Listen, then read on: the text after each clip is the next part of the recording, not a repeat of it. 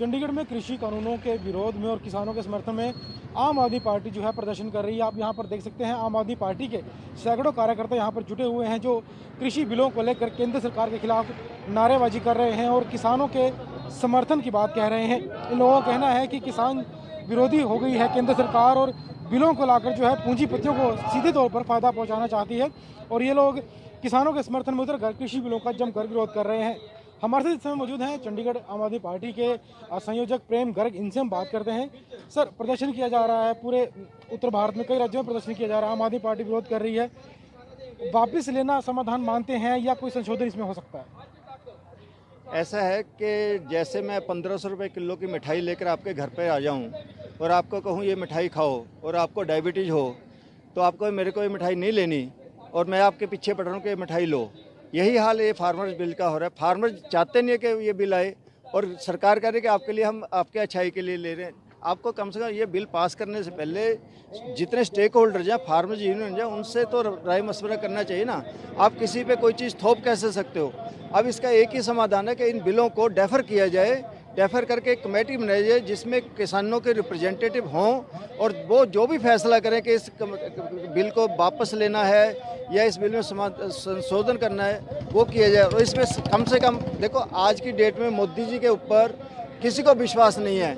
वो जो मर्जी कहते हैं, सबको पता है कि भाई ये बात झूठ हो सकती है, इसलिए सब उनसे रिटर्न एश्योरेंस चाहते हैं बिलों में कि जो MSP है, मिनिमम सपोर्ट प्राइस है, वो उसमें लिखित में गारंटी हो ताकि कल को जो ये अदानी अंबानी या बड़े बड़े जो भी ग्रुप हैं वो उनको एक्सप्लॉइट ना कर सकें। आंदोलन को लेकर सरकार आरोप आंदोलन खत्म करने का एक ही रास्ता है कि सरकार ये कि इन बिलों को अभी हमने वापस लिया, इनको हम इम्प्लीमेंट नहीं करेंगे, ठीक है। उसके बाद जो कमेटी करेगी, डिसाइड करेगी, उसके बाद जैसा सबकी राय बनेगी उसके मुताबिक इन बिलों को ठीक किया जाएगा। जिस तरीके से बिलों को लेकर सरकार का विरोध किया जा रहा है, सरकार कहीं ना कहीं ये भी आरोप सामने आ रहा है कि आंदोलन को हाईजैक कर लिया गया है। देश विरोधी ताकतें या जो सरकार विरोधी जो लोग हैं वो इस आंदोलन को पूरी तरह से अपने कंट्रोल में कर चुके हैं। ये जो बीजेपी की IT फैक्ट्री है, डर्टी IT फैक्ट्री हम बोलते हैं, ये इस तरह की अफवाहें फैलाते रहते। कोई एक बंदे ने भिंडरावाले जी का वो लेके खड़े हो गए या खालिस्तान का एक नारा लगा दिया, उसको देख के इन्होंने कहते कि सारे का सारा आंदोलन ही खालिस्तानी आंदोलन बन गया। ये सिर्फ बीजेपी का किसान आंदोलन को बदनाम करने का है। आप बताइए, हरियाणा से क्या किसान नहीं गए? महाराष्ट्र से किसान नहीं आ रहे? गुजरात से किसान नहीं आ रहे?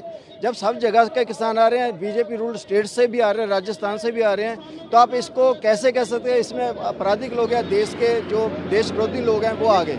भाजपा नेताओं का ये भी कहना है कि ज़्यादातर जो आंदोलन में किसान आए हैं, बहुत से किसान ऐसे हैं जिनको बिल पूरी तरह समझाया नहीं गया है, वो समझे नहीं है और विरोध में उतर आए हैं। ऐसा है, बिल तो ना आपको समझाया पूरी तरह, ना मेरे को समझाया, ना किसी को, उसमें समझने वाली कोई बात नहीं। उसका एक ही सेंट्रल पॉइंट है कि सारी की सारी जो फार्मर्स की प्रोड्यूस है उसको डायरेक्टली या इनडायरेक्टली आड़तियों का ख़त्म करके ये जो बड़े बड़े कॉर्पोरेट घराने हैं उनको दे। उसका असली मकसद यही है। अभी मैं पढ़ रहा था कि जैसे समझ लो किसी चीज़ की प्राइस उन्होंने 38 रुपये कर दी, अब वो अडानी क्या है, बाहर से वही चीज़ 18 रुपये ला के 28 रुपये पे बेच रहा है, किसान की चीज़ बिक नहीं रही।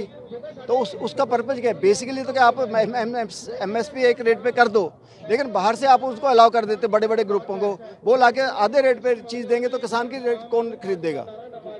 ये थे चंडीगढ़ आम आदमी पार्टी के संयोजक प्रेम गर्ग, जिनका कहना है कि इन कानूनों को वापस लेना ही एकमात्र समाधान है, इनमें संशोधन नहीं किया जा सकता। सरकार इन कानूनों को रद्द करे, उसके बाद किसानों के विचारों के साथ साझा करे, किसान नेताओं से बात करे और उनके सुझावों के आधार पर ही नए खेती बिल बनाए जाएं। ATV भारत के लिए चंडीगढ़ से विजय राणा।